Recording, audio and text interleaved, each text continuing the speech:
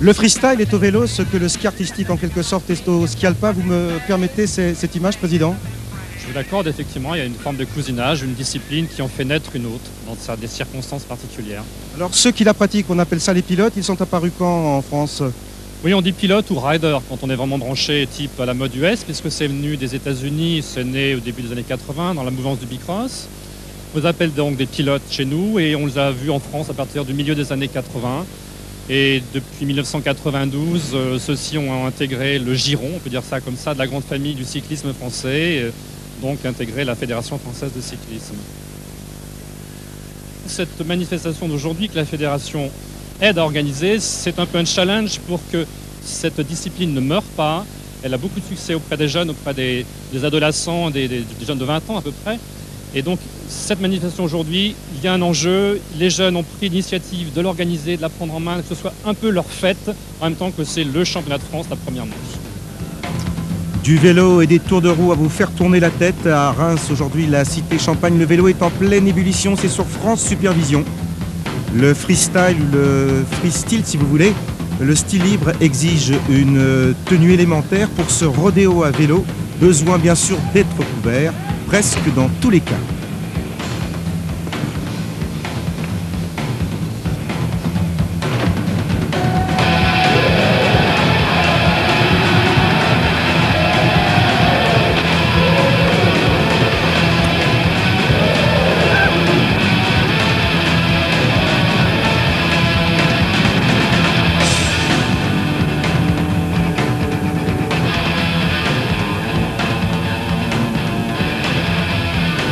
Armen, tu as été un des premiers à piloter ce genre de vélo en France. Ça s'est passé comment le premier contact?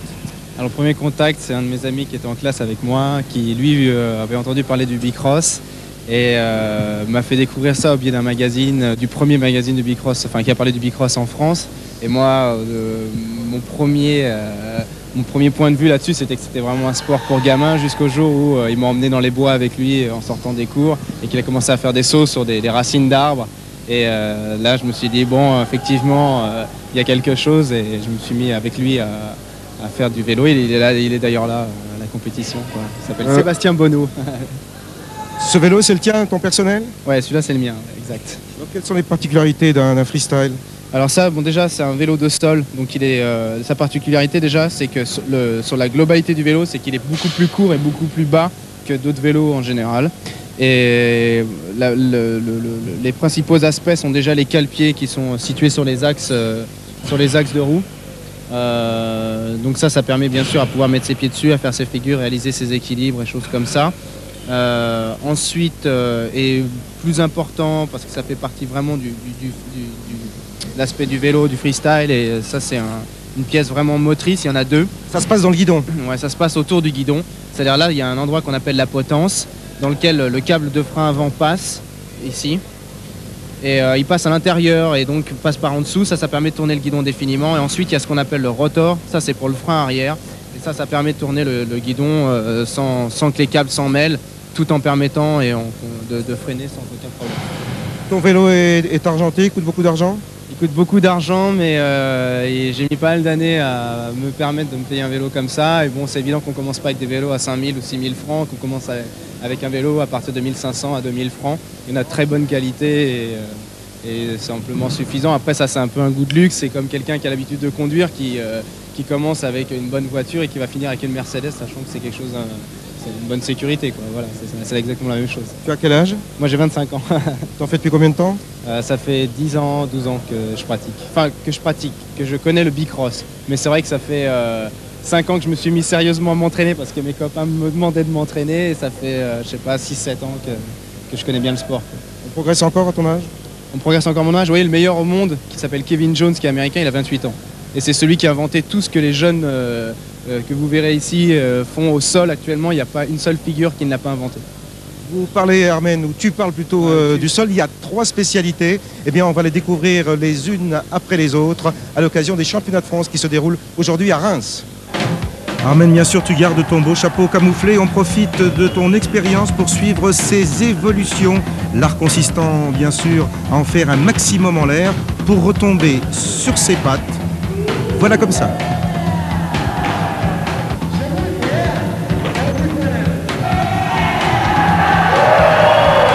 Le meilleur au tremplin, c'est lui, David Lombard.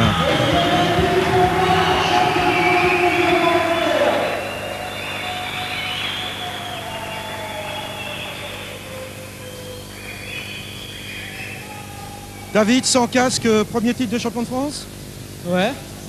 Ben, sans casque, non. Avec casque, c'est mieux. Parce qu'il vaut mieux se protéger avant, quand même. Parce que, bon, c'est un sport, mine de rien, qui est un peu dangereux. Tu viens de quelle piste, de quelle ville? De Bordeaux. Il faut combien de temps pour maîtriser ce que tu viens de faire là? Oh, ça dépend des gens. Il y en a qui, au bout d'un an et demi, j'ai des copains qui n'ont pas participé, mais ils sont aussi forts que moi. Et il y en a d'autres qui vont plus doucement que moi, mais qui progressent suffisamment, quoi. Quand on est sur le bec du tremplin, on pense à quoi? À rien, parce que sinon on fait rien. Il faut être un minimum concentré et puis pas avoir peur. Je pense que si on n'a pas peur, après, le reste, c'est de la routine, quoi, à peu près, quoi. Voilà. Et après, ça va plus loin, après un titre national? Bah, c'était, j'ai fait premier au championnat du monde en rampe, mais bon, on va dire que c'était un peu de la chance, mais bon, je suis content quand même de l'avoir eu. Mais disons que, bon, après, moi, je fais pas trop ça pour la compétition ou pour l'argent ou quoi que ce soit. Je fais surtout ça pour le plaisir, pour rouler avec des amis. Et j'aimerais bien d'ailleurs qu'il y ait plus de monde qui fasse notre sport, parce que c'est vrai que c'est un sport qui est à la fois fun, mais qui en a de bonnes sensations et qui coûte pas excessivement cher. On peut, dans n'importe quel magasin, on peut se procurer un vélo, quoi. Le fun est donc sensation garantie et petit budget. Il suffit d'un tremplin et quelques pilotes de tempérament. C'est parti pour le dirt. Le dirt DIRT. Armen, c'est ce tremplin que l'on voit. Il fait office d'échauffement mais ne compte pas officiellement pour le championnat de France. Oui, tout à fait. C'est une discipline toute nouvelle qui est un petit peu synonyme de l'éclate. Le dirt, ça a été pratiqué d'abord sur des bosses en terre. Aujourd'hui, on a ce qu'on appelle une fun box, qui est un tremplin en bois sur laquelle voilà, tout le monde évolue.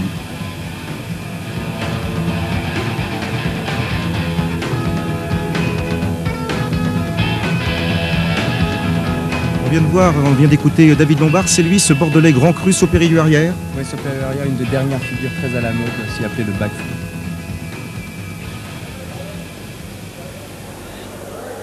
Et maintenant, on peut le dire, la pression monte. Ici, le pilote dans votre discipline est également mécano. On veut mettre tous les atouts, tous les rouages de son côté. Pour la première épreuve, c'est le sol. Alors, finale du championnat de France figure au sol. La première dominante, Armen, c'est qu'ici, tout le monde peut concourir. Il y a 3 catégories. Il y a les espoirs qui sont faits des débutants, les experts et les maîtres. En effet, les masters, c'est la catégorie que tout le monde attend avec impatience, car c'est là qu'on voit toutes les dernières figures, toutes les nouveautés et bien sûr les grandes prouesses techniques. Un débutant de ce style, il a combien de freestyle derrière lui? Alors, je sais pas, en général, je sais que les débutants attendent 5-6 mois pour pouvoir faire leur première compétition, pour pouvoir se mettre dans le bain. Mais comme il faut quand même un minimum d'entraînement, ça peut prendre, mettons, de 6 à 1 an, tout le monde peut attendre. Toujours dans cette catégorie des experts, là on voit l'utilité des appuis-pieds, dont vous nous avez parlé, Armen, dans la présentation du vélo tout à l'heure. Un début de rodéo et là, recherche de vitesse et peut-être bientôt d'équilibre. Oui, tout à fait. Bon, les cale-pieds, c'est ce que je vous montrais sur les axes de roue, servent à prendre appui, mais on peut, voilà, comme tout à fait là, il y a cette figure qui s'appelle le surfeur, prendre appui sur son guidon, sur sa selle. Chaque endroit sur le vélo est nécessaire. Changement de pilote, changement de concurrent, changement de musique. Et là, on découvre un geste fréquent, on s'appuie sur sa roue avant. Oui, tout à fait. Ça, c'est tout nouveau. Ça existe depuis maintenant... Enfin, ce geste existe depuis 5 ans. C'est ce qu'on appelle le squeak. C'est un frottement du pied sur le pneu qui sert à faire avancer le vélo, soit sur la roue avant, soit sur la roue arrière. Voilà, là, un petit loupé. Malheureusement, c'est ce qui arrive souvent, même pour les plus grandes catégories, c'est qu'on mette le pied à terre en compétition. On est assez stressé, donc on n'arrive absolument pas à pouvoir refaire exactement ce qu'on fait à l'entraînement. Un peu plus compliqué, ça s'est pas trop bien terminé. On passe à la catégorie expert, toujours ce même mouvement avec la semelle sur la roue avant. Oui, tout à fait. Voilà, il y a des petits enchaînements de figures qui ont bien sûr tout un nom anglais. Donc les énumérer, ça serait un peu long, puis ça voudrait surtout rien dire. En gros, là, la difficulté pour lui, et on voit bien sûr que le niveau augmente, c'est qu'il y a des enchaînements de figures. Et c'est ce qui est vraiment le plus dur et le plus recherché maintenant.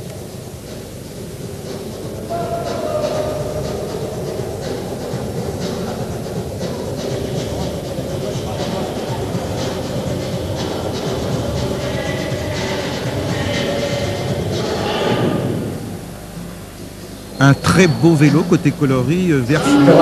Une position surf, celle du surfeur. Oui, tout à fait. Ça, c'était une figure qui était vraiment la panachée du freestyle il y a quelques années. On allait sur la plage, on faisait nos démonstrations et la première figure c'était le surf. C'était le b.a.-ba, quoi. Alors là, pied à terre pour ce concurrent, on est pénalisé de beaucoup? Ça dépend en fait. Le plus important c'est de réaliser la figure. Pour faire une figure, faut la commencer et bien sûr la terminer. Vous parliez de figure ici, dans cette catégorie expert, l'un des gestes les plus répandus, faire tourner son vélo autour de soi-même, une sorte de soleil pour les gymnastes. Ouais, là ça s'appelle un Mach Circle. Donc, ce que je vous expliquais tout à l'heure, c'est que chaque figure a un nom qui ne veut souvent pas dire grand chose. Et souvent ce que les pilotes aiment bien, c'est varier. Et varier, c'est-à-dire passer d'une figure lente à une figure très rapide, comme celle-ci par exemple. Enfin, celle qu'on venait de voir juste avant. Là, on augmente de niveau. Il y a beaucoup de pression chez les concurrents ou est-ce qu'on est libre, free dans la tête? Non, entre pilotes, il n'y a pratiquement pas de pression pour la simple et bonne raison qu'ils se connaissent tous. Le freestyle, c'est une grande famille. Donc on partage ça depuis maintenant quelques années. Et la pression, c'est qu'en fait, on se dit qu'on va avoir un passage de 2 minutes 30, 3 minutes pour les masters, qu'on a notre musique, il y a des gens qui nous regardent et qui nous jugent. Et malheureusement, c'est là que la pression se fait et qu'on a peur de rater, bien sûr, toutes les figures qu'on a l'habitude de faire. Là, ce qu'on va voir, c'est un jeune pilote qui va nous montrer exactement les figures qu'il faut faire pour débuter dans le freestyle. Il semble posséder beaucoup de maîtrise. Il est immobile ici, il est plus difficile d'être immobile que de circuler, bien sûr. Non, pas du tout, justement. Il est plus facile d'être à l'arrêt et d'après d'évoluer en roulant. Ça, c'est ce qu'on appelle des balancing. J'espère qu'il y a des spectateurs qui voient et qui ont envie de s'y mettre, parce qu'on voit, c'est exactement la leçon du débutant parfait, c'est-à-dire de commencer en ayant son équilibre à l'arrêt. Et puis une des grosses particularités, c'est qu'en freestyle, la tenue bien sûr est libre. Ici, un concurrent torse nu, pantalon très long, très bermuda. On aperçoit même un tatouage au niveau des reins. Oui, c'est une spécificité de cette bande, c'est qu'ils sont tous tatoués Mexico, c'est l'effigie de leur groupe. Et là, on voit quelqu'un qui ne roule que depuis 1 an et qui a déjà pratiquement mon niveau. Et c'est vraiment exceptionnel, surtout dans ces catégories-là. Qui est très expérimenté, grosse expérience au niveau de la tenue. Et ici, comment vous appelez ça sur la roue arrière, le sticking? Oui, le squeaking. C'est le frottement du pied sur le pneu.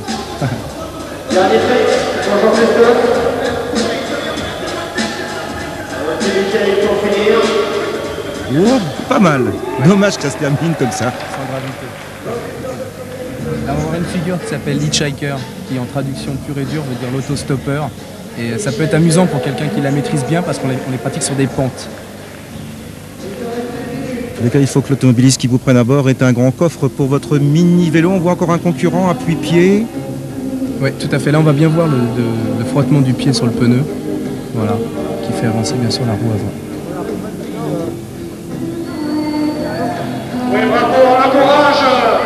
Et attention maintenant, voici les Masters, les maîtres. C'est le gratin de la spécialité. Ici, un concurrent de la région parisienne qui vient du club de Boissy qui s'appelle Alexis Dezolneux. Oui, ça c'est un des pilotes, c'est un des vétérans du freestyle en France. Ça fait maintenant un bout de temps qu'il est dans cette catégorie.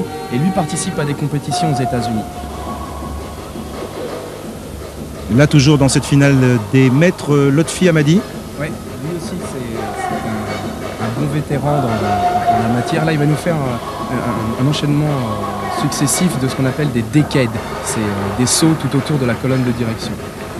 Il y a une chose extrêmement importante, Armen, c'est qu'on n'a pas parlé pour l'instant des notes. Or, chez vous, dans le freestyle, eh bien, les juges, ce sont les pilotes eux-mêmes. Le problème, en fait, c'est que souvent, ce qui paraît être le plus simple est le plus compliqué. Alors, il n'y avait qu'un pilote pour pouvoir juger de la qualité et de la difficulté des figures. C'est ce qui a été fait depuis l'année dernière. Et ici, tout de suite en action, l'autre frère Massabova, c'est Alain. Il sera 3e de cette compétition au sol. Est-ce que vous ne craignez pas, Armen, que ces différentes évolutions se transforment en jeu de cirque? Ça n'a strictement rien à voir. Un pilote en freestyle s'entraîne tous les jours, doit apprendre des figures nouvelles tous les jours. Quelqu'un qui fait du cirque et qui se produit en spectacle doit avoir une routine bien léchée de façon à ce qu'il puisse la faire tous les soirs et qu'il n'y ait rien qui change. C'est du professionnalisme. Il a terminé par une pirouette, l'ami Massabova. Un autre concurrent, c'est justement maintenant Alexandre Jumelin, bonnet sur la tête pour garder la tête froide. Il sera le numéro 1 de ces championnats de France, c'est un très jeune concurrent. Oui, il n'a que 16 ou 17 ans et c'est vraiment une exception en master, c'est vraiment le plus jeune pilote et il est champion du monde depuis qu'il a 14 ans. Enfin, un ultime coup d'œil maintenant au sol, avec justement, comment vous appelez ça, les soleils là? Ah, les whips. Et là, c'est Emmanuel Massabova, le frère d'Alain qu'on avait juste avant. qui s'est laissé pousser les cheveux pour qu'on puisse les reconnaître, parce qu'en fait ils sont frères jumeaux. Alain 3e et lui pour le différencier au classement, il est 5e. On passe maintenant à une spécialité arménienne où il faut être casqué. C'est la 3e et dernière épreuve de ces championnats de France, le half-pipe, la moitié de tuyau si l'on traduit. C'est l'épreuve la plus spectaculaire et c'est là bien sûr où l'on s'éclate le plus. Où l'on s'éclate dans tous les sens du terme quand on débute. Moi j'ai commencé par la rampe avant de faire du sol et j'ai vite compris que le sol me convenait mieux que la rampe. Tout simplement parce que les chutes m'ont vite calmé. Mais cela dit, bon, il faut avoir vraiment beaucoup de courage. Comme là d'ailleurs, où même moi-même je suis assez surpris de voir ça. Alors sont-ce les mêmes acteurs, les mêmes vélos? Les vélos sont un tout petit peu plus grands, parce que plus le vélo est grand, plus on se sent mieux en équilibre dans l'air, alors que pour le sol, plus le vélo est petit, il est souvent même très lourd dû à toutes les pièces qu'on y rajoute, alors que là on a besoin de très peu de choses, quoi. Il faut vraiment qu'on pédale, que les roues soient hyper bien réglées de façon à ce que ça roule et qu'on ait un maximum de pénétration dans la rampe pour pouvoir s'envoler, et surtout si le vélo est léger, c'est génial. Là c'est du travail de plateforme, c'est un autre aspect de la rampe, mais c'est vraiment difficile. Et on voit que ce concurrent est aussi bon en vélo qu'en escalade. Ouais. Donc là c'est un tout petit gabarit, mais qui est malgré tout un expert. À mon avis ça doit être sa première compétition. Et ce qu'on peut remarquer tout de suite chez ce pilote, c'est qu'il a un mouvement qui est vraiment parfait. C'est très rare. C'est qu'en fait, pour bien faire de la rampe, il faut donc exécuter ce qu'on appelle un 180 degrés. C'est le demi-tour en l'air qui permet de pouvoir sortir et re-rentrer dans la rampe. Et lui, on voit que ses roues adhèrent parfaitement à la courbe du bois, qui en fait prend ça comme une vague. C'est comme un surfeur. Alors, mais il y a combien de rampes en France et comment sont-elles réparties sur le territoire? Il y en a très peu et la raison est simple, c'est qu'elles appartiennent pour la plupart au club de skateboard et donc on a vraiment du mal à être toléré sur ces rampes parce que pour les skateboarders, le vélo casse les rampes. Et là la preuve c'est que le pilote vient de chuter et qu'il n'y avait absolument pas eu de trou dans la rampe. Et en fait il doit y en avoir une dizaine en France qui sont permises au bicross. Cette rampe aujourd'hui à Reims, elle est en bois, elles sont partout en bois ou il y a du dur parfois? Il y a du dur parfois, comme à Marseille, où il y a un skatepark, c'est une piste de skate qui est en béton. Et ça, c'est génial parce que tout le monde peut rouler dessus, s'éclater. Vraiment, il faut aller près du Prado et on ne voit que ça. Le plus dur sera la chute, alors qu'on voit ici, je crois que c'est lui, David Lombard, qui avait terminé numéro 1 au dirt tout à l'heure. Oui, et là, regardez, il fait la figure que justement il faisait en dirt tout à l'heure. En rampe, c'est complètement différent. Le backflip, le salto arrière, il n'a plus rien à voir. Et là, d'ailleurs, la preuve, c'est qu'il le rate malheureusement. Mais je pense que lui serait un des rares Français à pouvoir le réaliser. Ils sont 3 actuellement. Et maintenant, maintenez votre souffle. C'est le grand frisson pour la finale des maîtres. On voit tout de suite un pilote qui vient de Provence, Émile Devant. Il faut être rapide, aérien, multiplier les figures. Là. Oui, ils enchaînent figures de plateforme et figures aériennes. Là, c'est un 540. C'est une des figures les plus dures et pour vraiment bien réaliser cette figure, il faut la faire en sortant de la rampe. Donc ça dépend du niveau. Un autre finaliste, c'est Stéphane Menot du club parisien de Roueil, surnommé Shogun. Ouais. Lui, c'est un cas exceptionnel parce qu'il est dirigeant de club, il fait partie de la commission nationale de freestyle en tant que conseiller pour les pilotes. Et en plus, il est vraiment excellent. Enfin, de plus en plus, il a un niveau qui... Voilà. Ça, ça en est la preuve, c'est 540, c'est ce qu'on disait tout à l'heure, le tour et demi, mais en sortant de la rampe. Petite récupération avant de trouver un autre finaliste, Thomas Caillard du club parisien de Villiers. Il y a beaucoup d'écart entre ses concurrents finalistes? Il y a beaucoup d'écart, oui et non, parce qu'ils sont entrés dans cette catégorie plus ou moins en même temps. Là, Thomas, lui, fait surtout de la plateforme. On voit des travails très techniques sur les cale-pieds quand il se pose sur le coping. Le coping, c'est le côté. Tube. Ouais, c'est le tube qui a à l'extrémité de la rampe qui permet justement de pouvoir sortir. Voilà, lui aussi fait son 540. Il faut dire que la rampe, c'est vraiment quelque chose qui est très physique et très rapide. Donc les pilotes ont besoin vraiment de souffler. C'est la raison pour laquelle il y a 2 fois 1 minute 30. Oui, il faut dire que tous les concurrents, tous les pilotes ressortent asphyxiés. Alors voilà la deuxième manche, si j'ose dire, car les pilotes ont le droit à 3 minutes, mais en fait à 2 exhibitions de chacune 1 minute 30. On revoit Émile Devennes, le Provençal, il va terminer 2e. Oui, alors justement c'est... Voilà, là il réussit son 540 qu'il avait raté tout à l'heure, et en plus il le fait un peu plus haut. Il se rétablit presque parfaitement. Oui, il y a eu beaucoup de jambes cassées pour cette figure. Et Stéphane Menot à nouveau, il est très très grand sur son petit vélo. Il est très grand parce qu'à mon avis il a fait du basket avant de faire du vélo. Et là voilà, il enchaîne figure aérienne. Voilà, il lâche les pieds, avec sa main il touche la selle. Il est vraiment maître de son art. Et lui, à mon avis, ce qui le motive, c'est qu'il a sans arrêt ce casque sur la tête, et ce casque appartient au meilleur au monde. C'est à celui qui est vraiment imbattable dans cette discipline, s'appelle Matt Hoffman, c'est un Américain, qui lui organise ses compétitions aux États-Unis et qui lui a, je crois, donné ou passé son casque. À mon avis, c'est une bonne motivation. Et c'est tellement asphyxiant qu'on récupère quelques secondes sur la plateforme avant de repartir. 540 en sortant vraiment très très très haut. Ça fait un tour et demi? Un tour et demi. Et les meilleurs pilotes arrivent souvent même à rentrer 900, ce qui est 2 tours et demi. Stéphane Menot qui est vraiment exceptionnel et il est du reste champion de France de cet exercice à la rampe. Ils sortent véritablement asphyxiés. Voilà, ça c'est le ralenti du 540. On peut voir que les roues étaient bien au-dessus de la rampe. Et là il va prendre l'élan pour sa dernière figure qui est justement un whip, où le cadre tourne autour de la direction. Et en plus il le rentre parfaitement. Ça, c'est un très bon enchaînement. Après le geste, la parole. 90 secondes à couper le souffle, hein, Stéphane? À couper le souffle, oui, parce que c'est physiquement un petit peu difficile.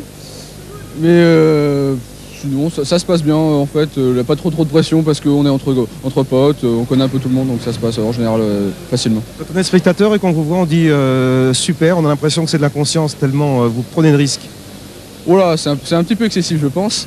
Le terme inconscience, ouais, non, je pense pas tellement sa place, parce qu'en général, ce serait plus des gens qui ont très peu pratique et qui se jetteraient dans des choses un petit peu trop folles. Là, on pourrait parler d'inconscience, on en a déjà vu d'ailleurs. Mais non, il y a quelques prises de risques plus ou moins contrôlées, effectivement. Parce que bon, quand il y a un petit peu de monde, tout de suite, ça pousse à aller un petit peu plus haut que d'habitude. Dès qu'il y a du monde, on essaie quand même, sans trop esprit de compétition à outrance, on cherche quand même, ça se motive. C'est très motivant d'avoir 2-3 potes comme ça qui aussi vont chercher un petit peu plus loin que d'habitude. Et donc, voilà, ça donne ce que vous avez vu.